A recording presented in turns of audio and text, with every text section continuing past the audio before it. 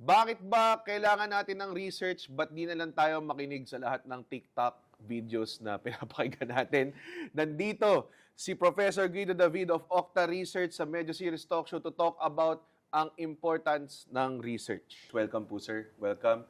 Naimbitahan ko kayo kasi malaki ang tawag doon, ang concern or parang naging talk of the town ngayon is factual things, no? Like, paano ba binibase ang facts? So, when you are working for a research firm such as Octa, di ba? So, yun ang trade nyo. You base it on facts and statistics and everything.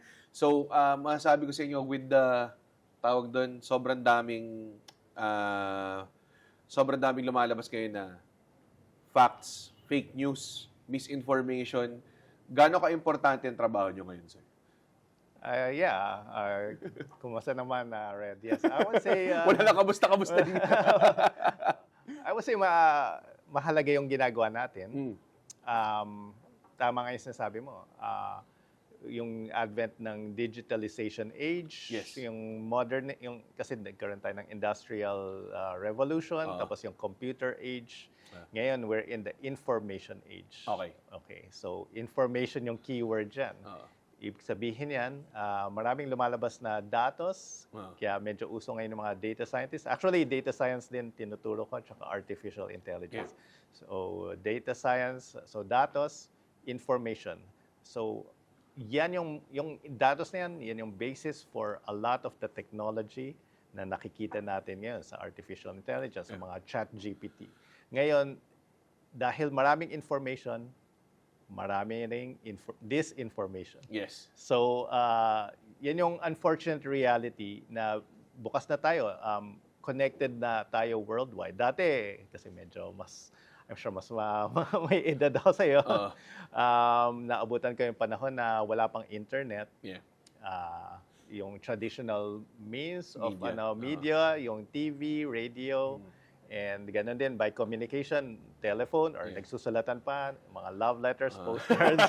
Dispensing ng information nun, sir, very limited, ano? Yes, very limited. Minsan, bago umabot sa yung balita, napakatagal. Ngayon, napakabilis ng pag-spread ng information. Pero dahil na-empower din yung mga individuals, so na-empower natin meron tayong mga TV shows na legit. Pero meron din mga let's say mga influencers, na mga independent, kasi empowered sila, meron silang content YouTube. Creators. Content creators, meron silang platform. So, na-develop itong platform na dati walang ganitong platform. So, meron mga individuals na pwedeng mag-share ng kung ano man yung opinion nila. Minsan, hindi na di-distinguish ng mga tao between opinion and fact. Totoo yun, di ba? Minsan, nagsasabi ng opinion, pero opinion lang pala niya. Wala namang masama kasi we have the press freedom, di ba? Yeah. We have the right to say what we want. Yes. Pero at the same time, yung caveat yun nga, pwedeng magsabi ng kung ano-ano. And then, meron din mga actually, even before, may mga ganyan na, kahit na wala pang internet nun, World Wide Web, meron na mga nagkakalat minsan ng mga fake news, propaganda. Pero ngayon, ang kaibahan, mas mabilis ang pagkalat nito. At minsan, yung mga ibang tao, hindi nila nasususpect na bigla na lang sila makakatanggap ng balita at kala nila totoo. Dati, nung sinauna pa naman, mga fake news na yan, ay, namatay na pala si ganito. Tapos hindi naman pala patay, di ba? Patay na pala si Paul McCartney, kunyari, parang ganon. Tapos hindi naman pala patay. Pero ngayon, dahil yun nga, mabilis pagkalat ng fake news. So, mahalaga ngayon yung pag-check ng ating information. So, kasi dangerous din yung disinformation. Misinformation is very dangerous. So, kaya meron tayong mga fact-checking, meron tayong iba-ibang paraan para ma-check. Pero hindi naman equip lahat ng individuals, lahat ng yung mga private citizens natin to do their own fact-checking. Pwede sila, they can do their own research. Magsa-search sila, totoo ba itong nakita ko, nabasa ko, totoo ba? They can do that. Pero minsan yung mga ibang tao, masyadong busy, nakita lang nila itong headline. And sa totoo lang, karamihan ng mga tao, yung attention span nila sa mga headlines, sa mga news, is only a few minutes to digest. Which is masaklap. Masaklap, ganun. Parang may makukuha silang information, wala silang oras para i-fact check. And then, ayun, so that's why kailangan rin natin ng pag-verify nito mga news. Tama. And we need credible sources of Yes. information. And as much as we really want to dispense or adjust sa attention span ng mga consumers ng content na to, merong mga information talaga that would take more than just a headline and more than just 15 seconds to dispense, di ba? At ang delikado lumalabas sa ensayo mo nga, dahil nga mas mabilis na kumalat yung disinformation ngayon, ang delikado doon is dahil nga konti yung attention span ng mga tao, posibleng kahit kahit sabihin natin ang content creator na to, factual yung nilabas ko pero misleading yung headline niya. Pwedeng yun lang yung makuha niya. So, yung pagka-comprehend or yung pagka-absorb ng tao, mahirap. So, punta naman tayo, I think, dahil nga you're from Okta, research and statistics and trade nyo, so facts talaga, wala nang mas hard as facts dan, kundi yun talaga, di ba? Paano ba nakukuha ang isang, alam ko medyo general question, pero paano mo nasasabi na after kong mag-research, ito ang fact? Paano mo nasasabi na ito ang cold hard fact? Okay. Meron tayong scientific methodologies. Okay. Kasi ako, background ko, scientist ako. I'm a mathematician. Yeah. Na bago naman ako nakilala sa Okta Research, I'm a professor sa University of the Philippines. Meron din akong artificial intelligence na organization, din naman AI. So, yung sa Okta Research, so ang tinatanong natin is yung parang method. Paano na-determine? Kung ano yung fact. And even sa scientific community, hindi naman natin basta-basta masasabing fact ito, even doing research. At least doon sa scientific research na sinasabi ko. So, yung scientific research, nagsimula yan thousands of years of years ago na may nakita silang ganito, baso, naglagay sila ng ginto dyan sa tubig nito. Itong baso may tubig, umapaw siya. So, yun yung mga experiments ni Archimedes, yung mga Greek philosophers and scientists.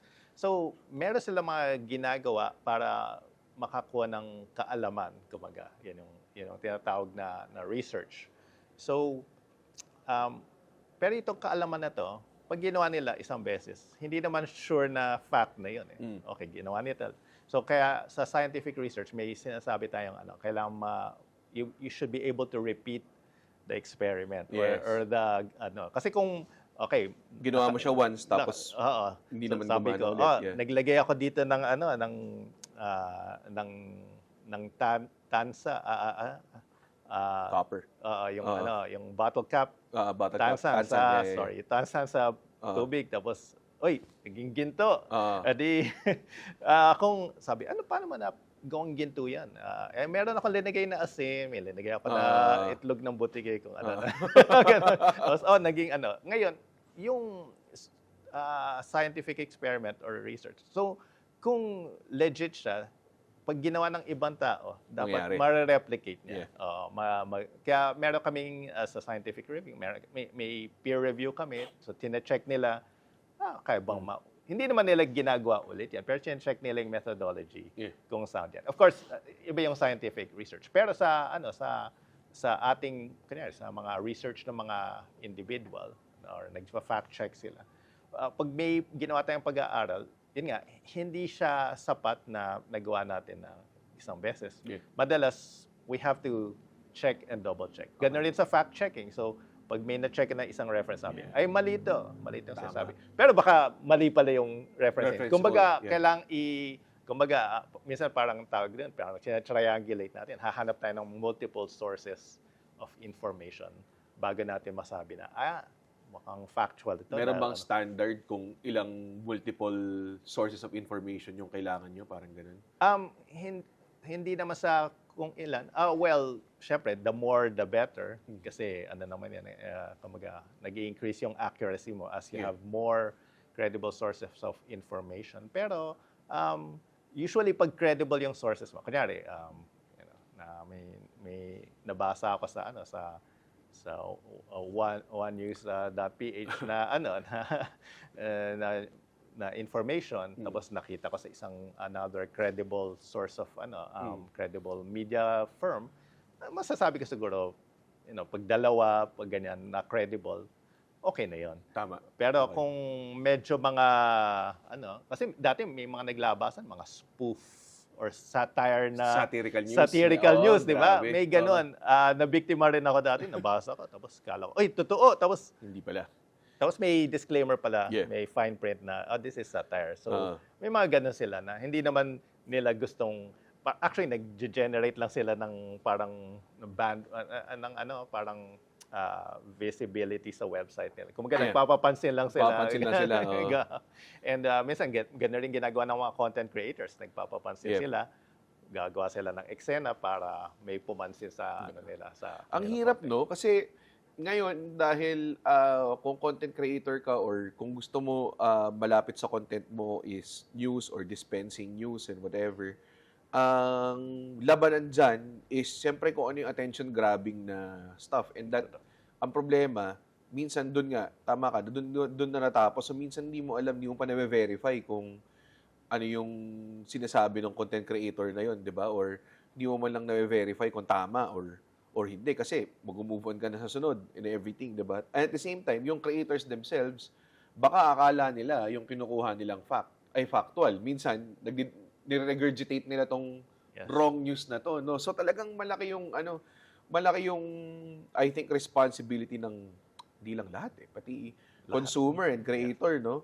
Very very hard, no? And then for you guys naman, mahirap din may pressure din sa trabaho nyo na sabihin na ito ang nangyayari, ito yung sinasabi ng data and everything. Mahirap ba yung pressure kapag may pinresent ka na data na ito yung factual tapos hindi siya popular? Di ba? Mahirap talaga. And ang impression minsan ng mga tao is meron kaming motive. May motive, tama. Para Na binamanipulate yung data. Oo, Yeah. parang, and minsan yung data namin ginagamit ng iba na weaponize siya. Actually, Tama, yun, exactly. nangyari siya during COVID. Pero maraming aspects ng pinag-usapan mo. Firstly, yung nabanggit mo na pwedeng ispin yung headline. Yes. Nabanggit mo kanina yan. Yun ang magandang term, spin. Tama. Yung Oo. spin na Oo. factual siya pero Binigyan siya ng ibang oo, angulo. Parang ibang ganun. angulo para mukha siyang ganito, mukhang Yeah. pro or against dito sa Yeah. Usually may tinitira sila or may Oo. may So is that outside of your jurisdiction? Can you step out and say, oy, this is Okta certified data, but mali yung pag-interpret mo, parang gano'n. Yeah, kasi Oo. hindi naman namin responsibility to police kumbaga Gets. yung spreading ng information. Oo. Yeah, kung may makita kami, and in fact minsan may nagpa-publish ng fake survey namin. Wow. Nakalagay Okta. Ayun, grabe na yun. May nagtatag sa akin sa x.com, Ah. sa former Twitter, na may survey about ganitong TV shows. Yeah. Ayon sa Okta Research, itong TV show mas popular kaysa dito. Tama. Sabi ko, ay hindi kami nag-conduct ng Hirap ganyang. nun, ha? Mahirap kasi hindi ka naman mapopolis. Hindi naman ako pwedeng araw-araw check ko. O ito, may Okta survey. Exactly. Tsaka yung nagko-consume nun, kahit ikaw, lumabas ka at sabihin ko na, lumabas tong article na to, na sinabi, Okta Research said this. Tapos Okta will say, no, hindi yun totoo. How many people na nakabasa nito would see the, Exactly. diba, the recanted statement? Baka or too ano? late na Yeah. minsan eh. Parang kumaga, Kumalat na. kumalat na. It has served its purpose. Kumbaga, na kumalat na, may mga taong na alam yung fake news pero hindi na nila nalaman na na fake pala Oo. yung balita. So maraming aspeto. And nabanggit mo rin yung minsan guilty din tayo dyan. Parang nagmamadali tayo. May nakita tayong balita. Oh Tama. my God, shocking to. Tama. Repost natin. Repost mo na Repost agad, na. oo. Oo. So kasama tayo sa kumbaga sa thread na Yeah. or sa chains ng nag-repost nitong information, nag-spread tayo ng disinformation. Accessory kumbaga tayo sa disinformation. Mahirap, no? There's a lot of responsibility then to that lies within the people who consume it, who share it, who create it, and everything. Since kayo, parang yun nga, nasabi mo na parang imposible naman na i-police mo lahat and everything. Does it, does it frustrate you na ganito na yung nagiging, natin ngayon? Ganito na yung nagiging, how do you say, norm ngayon na mas marami ng mga tao na very, very loose or if not loose, maghahanap sila ng way to kind of like, re-angle the data or something like that? Or matagal naman nangyayari yan in the history of ano? Well, definitely frustrating siya Okay. from our end and from other people's end. Pero, I mean, it's part of reality eh. Yeah. Kasi lalo na kung merong, yun, yung mga, may mga influencers, may mga propagandists. I mean, siguro, yung iba, hanap buhay nila yan eh. Di ba? Tama. Oo, I mean, they do that for a living. Yeah. Kumaga, so, hirap kalabanin yun. paano makakalabanin yan? Yeah. Diba? So, I'm not sure kung kailangan magkaroon ng batas. I mean, may mga libel. I guess so. Kung if it's libelous, pwede sigurong Yeah. kasuhan yung mga ibang nagsispread. Pero yun nga, minsan, ay hindi ko alam. Nag-repost lang ako. May source of information ako. Yeah. And yan, inano ko lang. Sabi mo nga, regurgitate. Regurgitate na siya eh, di ba? Na parang inano ko lang, pinasa ko lang yan, hindi ko lang na fact check. Merong mga nagsasabi na it should lie on the platform because sinasabi nila na disinformation daw is heavy on platforms like Facebook, mga ganong klase, or diba, presenting or manipulating popularities, mga ganong klase. Like, kunwari, if they will, tawag doon, if you are to measure the following or yung impact or yung reach ng isang bagay, pwede lang i-manipulate by like, paying people to to dispense propaganda in the comments or whatever like that. Kayo, paano kayo ngayon? For sure, nagbe-measure din kayo ng mga popularity lalo na ngayon, next year. Daming may mga candidates tayo ulit for our legislators sa Senado, no? How do you even tawag doon, find the samples or find the data for that? Well, yung data, ang tawag dyan, social listening. Yes. So, and in fact, medyo naging buzzword siya nung before the 2022 elections. Yes. Kasi may sinasabi silang mga sentiment analysis na tinatawag, Google Trends. To be fair, ginagawa siya sa ibang bansa na mga Western countries na mas advanced and yung mga tao nila mas connected. Ibig sabihin, mas marami sa kanilang, sa tao nila ay online na, nasa internet, nag-access ng social media. Sa atin, although marami tayong Facebook users, Dami. marami tayong Facebook. Isa tayo sa mga Biggest social media presence tayo in the world. love na love natin yung Facebook. So, hindi ko lang alam mangyayari pag nawala yung tinanggal bigla yung Facebook sa atin. But, so, meron pa rin mga tao na walang access sa social media or limited yung access nila. Because, of course, to get access, kailangan mo ng internet and hindi naman lahat meron silang internet. Baka with this, yung satellite internet, baka mas marami magkakaroon ng access in the future. So yung pag-measure niyan, makikita natin, may paraan para i-mine yung data ng reach or actually sa Google Trends pala makikita na natin. Okay. So, and in fact, ginagawa ko rin yan for monitoring even diseases. Nung pandemic, ginagawa ko yan. Meron tayong data sa Department of Health pero makikita mo sa Google Trends, kaya COVID, sumasabay yung pagtaas niya. So, pag nagkakaroon ng surge ng cases, mga tao nagsa-search about paracetamol, nagsa-search sila about fever, anong gagawin. Kasi ganun magsa-search ka muna, magsa-search ka ng pharmacy. So, yan, mga keywords yan, na-track yan, and nakikita natin. And ganun din sa other keywords. Kunyari, mga issues ngayon, West Philippines, Pogo, kunyari, mga issues na ganun. Na-track natin kung ilan yung reach yan, kung ilang mentions sa mga across social media sites and social media sites. So, mga Facebook, Google pa lang, YouTube, mga ganun, Twitter. Calculating relevancy no? Parang ganun. Yes, and makikita rin natin, ganun din sa mga, may magkakandidato sa 2025 elections. Makikita natin yung reach nila, sino ba yung matunog, sino ba yung umaabot na pangalan, gano'n. So, would you say na if it's on, kunwari, social media or tawag doon, data from Google Trends and everything, that kind of like malapit na yung reflection niya to reality, would you think? Yes, Okay. I would say malapit na yung reflection niya sa reality. So, sa amin, yun nga, ina-aggregate natin yan. So, across, so hindi lang sa Facebook, pero parang Yeah. kumaga pinagsasama-sama natin, tapos makikita natin yung reach. Sa X, sa Twitter,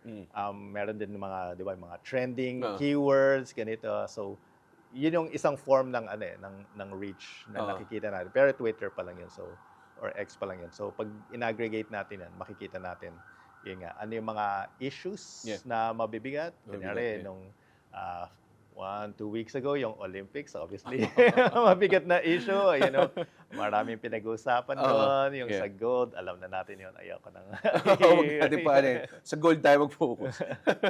Pero yeah, Tama. gets naman.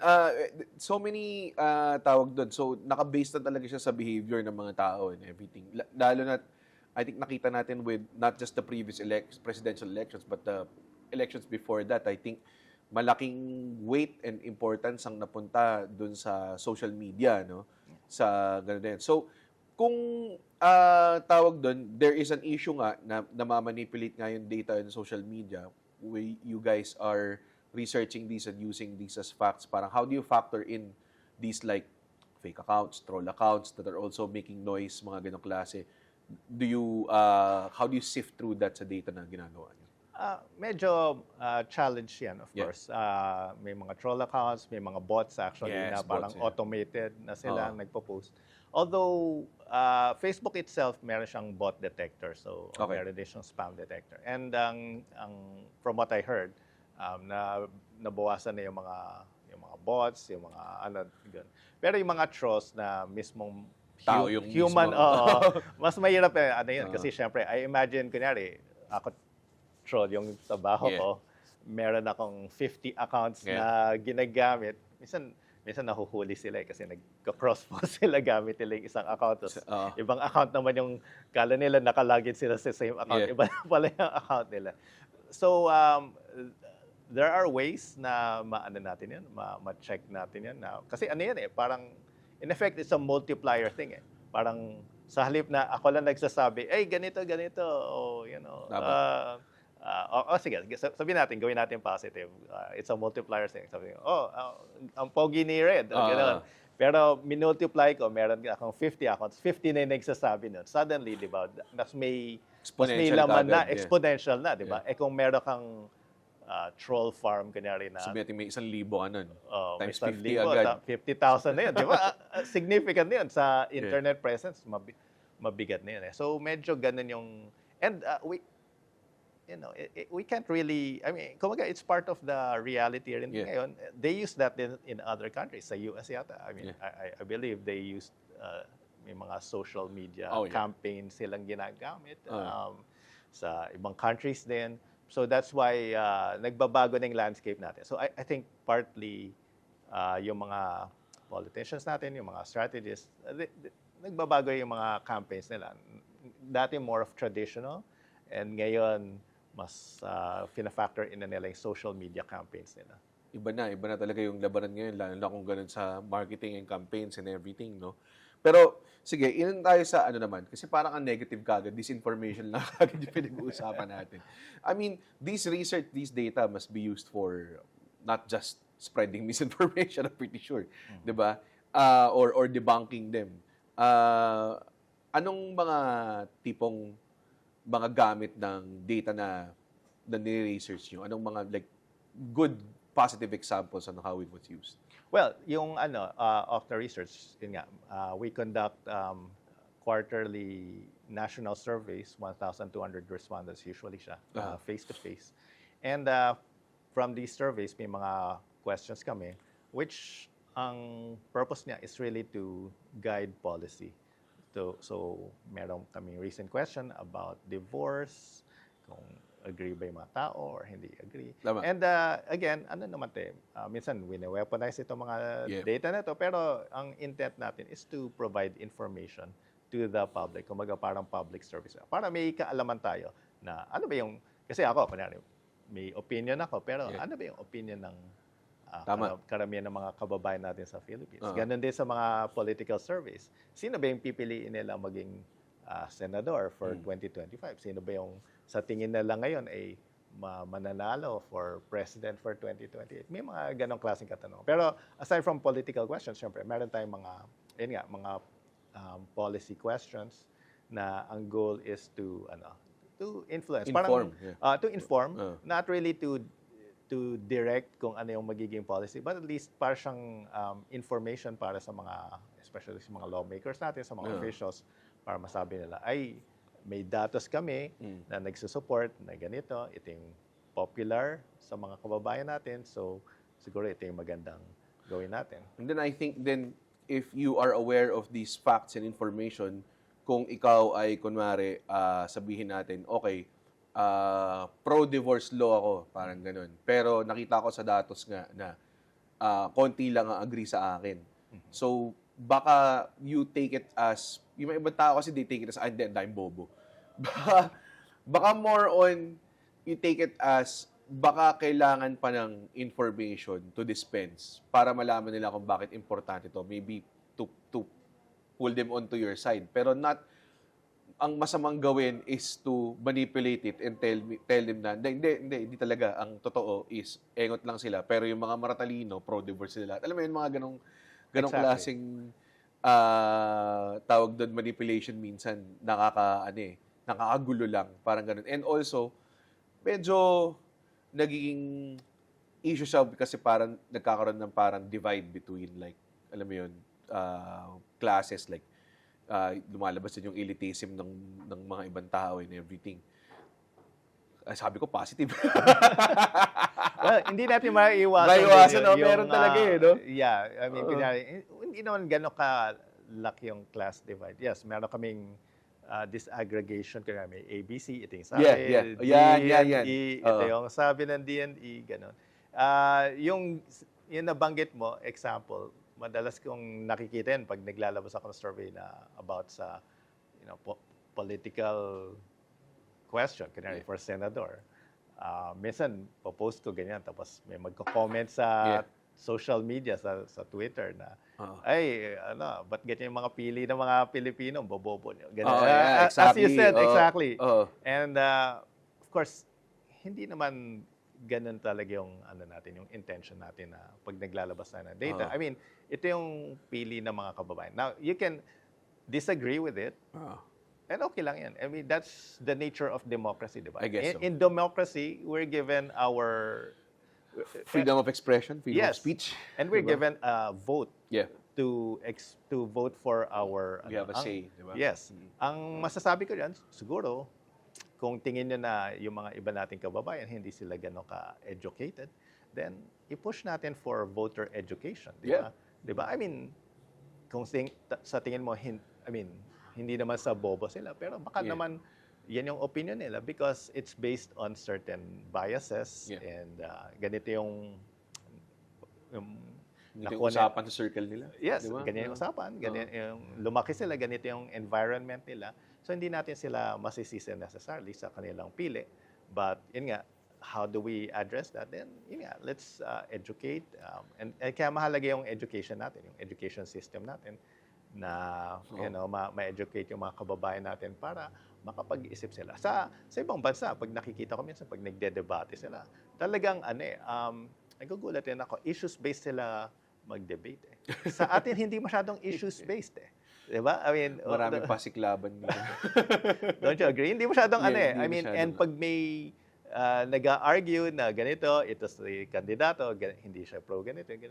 Parang hindi masyadong nabibigyan ng weight ng mga And again, I'm not blaming people for their preferences. This is a democracy. They have a right to vote just as you and I have our say sa democracy. And we respect the majority. Ganun yung nature ng democracy, di ba? Majority wins. So we respect kung ano yung preferences ng majority. And dito nakakatulong din yung data yung survey data because it tells us what the majority opinion is. And maganda rin yan, mapag-usapan sa mga programs, sa mga TV programs, mga programs tulad ng K-Red, na mga at least pag may mga discussion points and nakikinig yung mga tao at naiintindihan nila, na-educate din sila. So, yan yung purpose ng ating mga programa dito sa TV.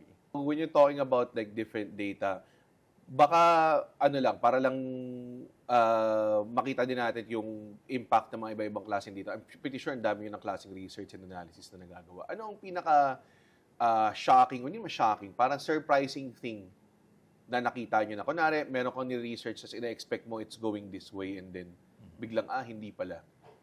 Meron ka bang ganun? Well, teka, wala akong maisip offhand eh. Pero sa previous elections, Yeah. In a way, siguro, medyo surprising sa akin na ganong kalaking lamang sa Okay. presidential elections. Oo. Although it's supported by data. And it seems to make sense, nag-add yung north and south votes Yeah. to get that number. But at the same time, of course, a bit surprising din kasi parang may show din ako sa Pinoy Scientist. And may in-interview ako na expert sa, yun nga, yung nabanggit natin kanina, Google Trends and sentiment analysis. And sa kanilang analysis, iba yung lumalamang sa social listening nila, ibang kandidato. Pero sa and yun nga, hindi siya tumugma. Hindi naman siya totally shocking, pero kumaga medyo surprise lang ako na medyo malaki yung difference even though yun nga, parang nakikita natin yung mga rallies na malalaki, di ba? Parang significant naman yung Visually nakikita mo Visually or parang na, sa kita mo lang within your circles, I guess, parang ganun, di Yeah, ba? pero I mean, kami naman we respect the data, so whatever it says. Mahirap din pala kung emotionally invested ka dun sa research mo, no? You wanna go it one way pero ayaw mo, di ba? Parang ganun. That's why very important sa amin, especially for me, na maging ang tawag namin agnostic sa data. So dapat agnostic din ako sa sa sa politics. So based tayo sa data. So ito yung kandidatong mananalo. Ngayon may tumitira sa akin, kampi ka kay ganito kaya mataas yung kandidato. Tsaka wala kang panalo kasi kung anong pakita mong data, may matatalo eh. May matatalo lagi. Tayo lahat, di ba? Yeah, kumaga, you can't make everyone happy. Exactly. And whoever is not happy will take it out blame on you. Syempre. So, Ayaw nila matalo. pero, after a few years of this, sanay na rin ako. So, parang, ganun, you take the good with the bad. So, Meron ba mga lumala na tipong they're calling out the data that you presented and maybe anong escalation na inabot ng mga malalang case na ganun?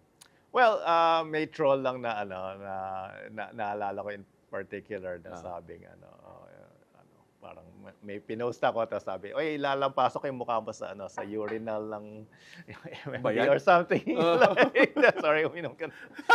Sabi ko, sige, magkita tayo doon sa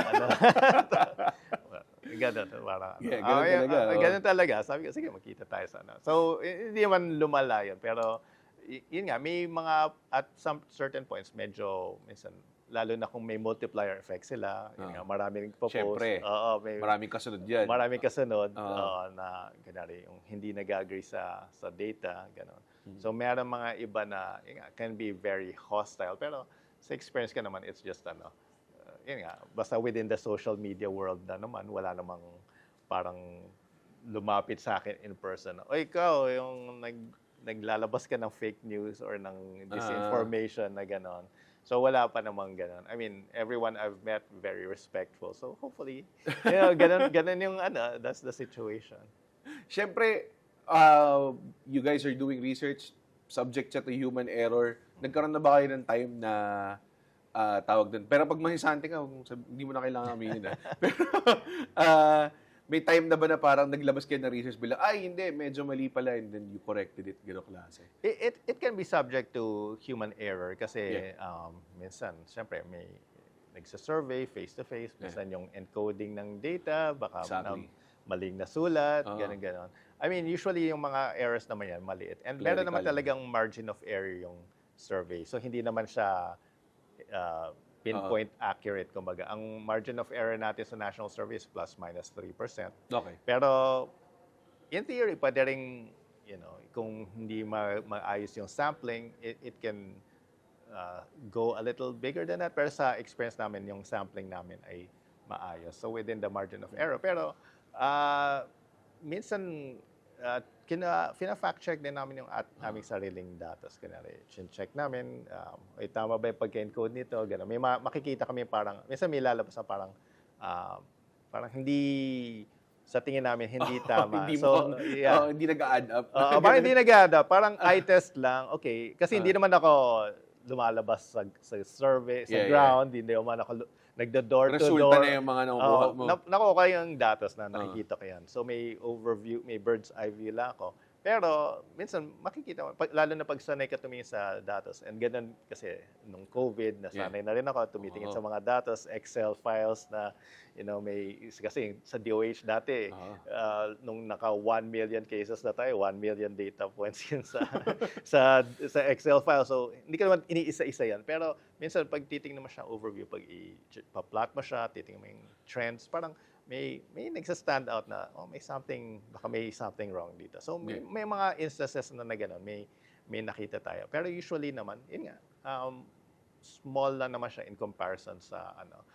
Pero pag dikit yung laban, kunyari, sabihin natin may mayoral race tapos mga 40 to 50 yung percent nila gano'n. Ano talaga yun? Dikit talaga yung laban. So, ano yun? Mahirap nang i-determine ng data. Anything can happen doon. Yeah. Pero pag tambak, kunyari, 90% isa 10%. Yun, more or less, kahit may error pa yun. Yeah. Parang kahit may margin of error ka na 20%. safe wala na yun. So, usually naman, may caveat din naman kami na, yes, could be subject to error. Pero, it's still, person-dependent. So, gamitin pa rin natin yung wisdom natin in interpreting the data. Pag pumipili kayo ng, kunwari, size ng survey or yung mismong respondents ng survey, do you do research on them? Pinipili nyo ba sila? Or tipong talagang mas hindi pinipili, mas maganda kasi yun nga, mas general, di ba? Parang ganun. Well, yung size ng survey, pinipili namin. So, kasi surveys cost money. Of course. Kung pwede lang magpa-survey kami ng 10,000 pero malaki yung yung cost niya. And for a survey na 1,200, which is yun yung standard na ginagamit namin and ng other social survey companies, maliit lang na may error, plus minus 3%. So ibig sabihin, kahit dagdagan namin, kahit gawin namin 2,000, baka liliit lang na konting error, baka magiging 2% lang. So kumbaga, hindi na siya cost-effective, kaya karamihan ay So you've determined 1,000. Like a sample size na talagang, kumbaga parang cost-effective sampling size siya. Cost-effective siya. So may with an eye to cost din. And then, based on that, usually may subdivision na ginagawa. Usually sa amin, parang 300 sa NCR, 300 sa Balas Luzon, 300 sa Visayas, 300 sa Mindanao. Even though, pag may nagsabi, hindi naman pare-pare yung population yan. Yes, pero we, sample lang naman yun and we adjust based on the sampling kung ano dapat yung magiging weights nila without getting too technical. But kumaga, predetermined yung size and then kung anong gusto naming margin of error. Kanya may magpapasurvey sa isang locality, kanya sa Metro Manila, may magpapasurvey. Pwedeng i-adjust namin yung sample size para makuha yung, ano ba yung gusto mong margin of error? Okay ka na ba sa 5%? Ganun. Pero pag dikit yung laban, syempre, kung 5% margin of error, kanya 45 tsaka 50 siya. Well, may hindi mo masasabi, di ba? Kailangan mas maraming sample size para mas makita natin sino ba talagang lumalamang. And these surveys, they're conducted like face-to-face? Yes. Wow. Okay. So, yung mga sinasabi nila, kasi meron din ngayon, siyempre information age nga sinasabi natin. Meron na rin tayong mga internet surveys ngayon. Would you say those are accurate or can be manipulated? Hindi naman can be manipulated, pero may nakita na ako mga results ng internet surveys. Actually, parang panel surveys sila. Meron text-based, phone-based surveys. Ang problem dyan is hindi siya well-sampled. Ang ibig kong sabihin, sige, magbibigay ako ng halimbawa. Kasi yung 1,200 namin, di ba, national survey, Tama. Sa kalat yun. Sample yun. Random yun. Kumbaga, yung pagpili ng respondents, random eh. Hindi yung nakatayo ako dito.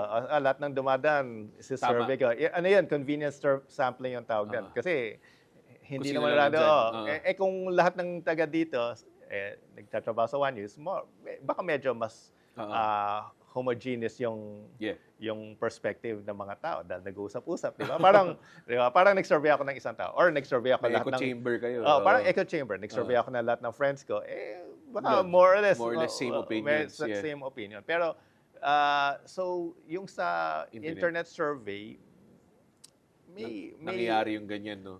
Baka pinupush ng isang side. medyo, hindi naman Answer. sa totally homogeneous, pero, Ah.